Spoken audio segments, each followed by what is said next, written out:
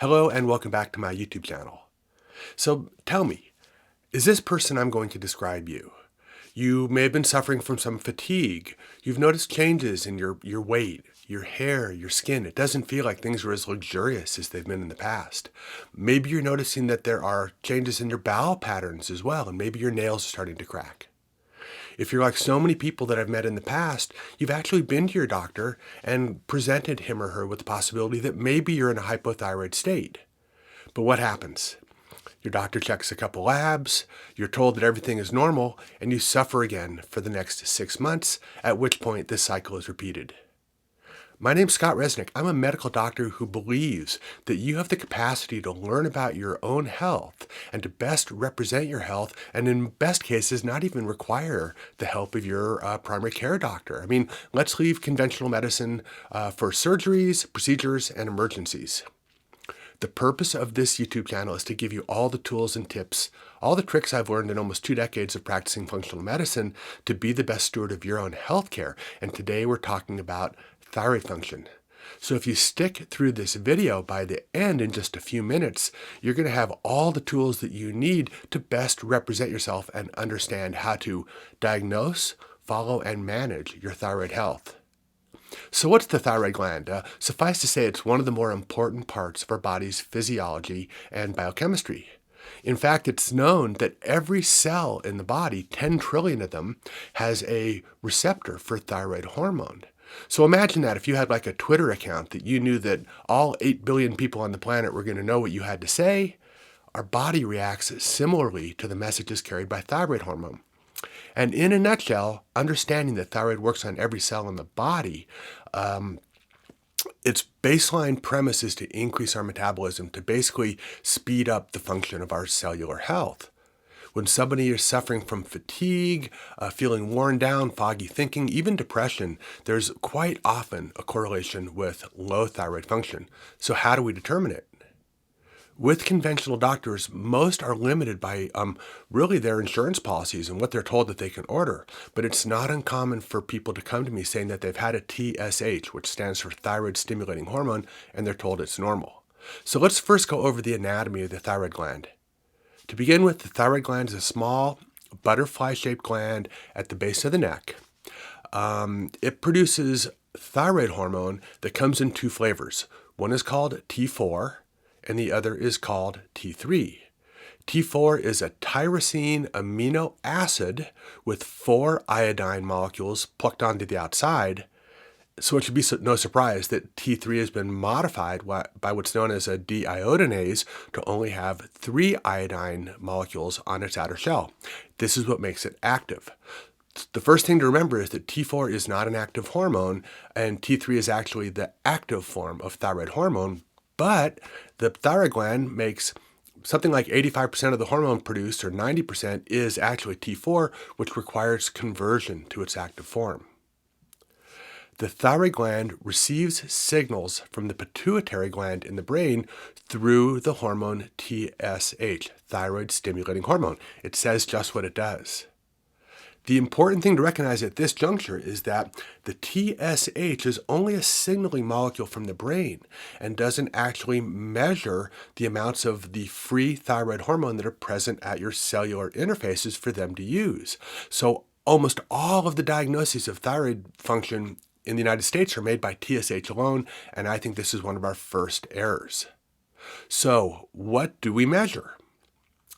I found in my practice that the best way to get a handle on somebody's thyroid function is to both look at the clinical part of the picture, which we'll go over in a second, as well as the laboratory part. There are 3 to 5 different measurements that I think are indispensable in understanding thyroid function. The first is TSH, that kind of gets you in the ballpark. I also recommend that everybody who wants to know how their thyroid is working measures free T4 and free T3. In select cases, I will actually check a marker known as reverse T3, which is really the mirror image of T3. So if free T3 is the active hormone, the reverse T3 is the blocker of this hormone. It's its doppelganger. If you have a TSH on an initial screen with your doctor, which is greater than 5, it is crucial that you have further studies done to assess if you could have an autoimmune condition known as Hashimoto's causing your hypothyroidism. Now, this is not uncommon, folks. It's estimated that some 12% of Americans actually have an autoimmune process in play, and I can tell you from experience that Hashimoto's is probably the number one and most common on that list. The way to diagnose this is through the use of two antibodies, which are TPO and TG. These stand for thyroid peroxidase and thyroglobulin. To repeat, if your TSH is greater than 5 on initial screening, you have to have your doctor check these two hormones, TPO and TG, to ensure that you don't have an autoimmune process in play. You don't want to miss that, because one of the greatest risk factors for an autoimmune process is an existing autoimmune process.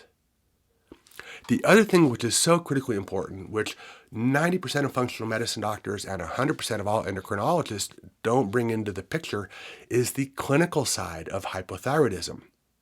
When I opened this video, I described some of the classic hypothyroid complaints: weight gain, constipation, dry hair, dry skin, foggy thinking, cracked and dry skin, weakened nails. The thing is that there are other biological metrics that we need to follow to effectively understand how our thyroid hormone is working. In my patients, I strongly suggest that we follow their basal body temperature, which is a morning waking body temperature, in addition to their pulse, and here's why. Recall that thyroid hormone is responsible for driving our metabolism. When we're in a suppressed, almost like hibernation state of metabolism for any number of different reasons, we tend to lower our basal body temperature, and this is easily measured in the morning. The other thing that I follow in my patients is pulse, and here's why this is important. There is I would say it's almost an urban myth about thyroid replacement therapy and what's known as tachycardia or arrhythmias. These are incorrect, sped up heart rhythms that do come as a result of somebody who's either vastly overcorrected in thyroid hormone or who has a thyroid stimulating condition known as Graves' disease.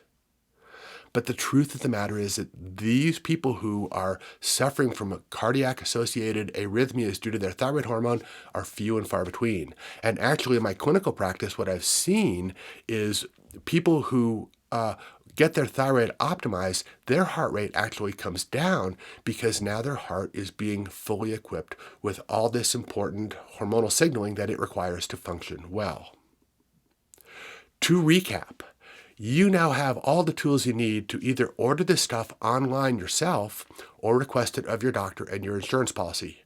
Once again, baseline, TSH, free T3, and free T4, and I'll cover what's an optimized free T3 and free T4 in another video. If you have a TSH greater than 5, be sure to check a TPO and a TG. And the last thing is, if you really can't figure things out, or if you are already on higher doses of Synthroid or levothyroxine, which is straight T4, be sure to check a reverse T3, because T4, as you recall, is converted into either T3 or reverse T3. And if your T3 is not working either by measured values or by clinical signs, it's important to ensure that you're not driving all of that T4 that your doctor is giving you into its doppelganger reverse T3. Of course, I'm making these videos because I believe we're on the cusp of a new time of medicine, characterized by more patient autonomy, and by turning around diseases not with drugs and by padding the pharmaceutical companies' pockets, but by using a more natural, sensible approach to understand our biology, our physiology, and the medication-free ways we can sensibly approach these and live a life of energy, vibrancy, sexuality, and joy. Of course, if you like these videos, be sure to comment, hit the like button, subscribe. I'll be sure to respond to all of your comments personally.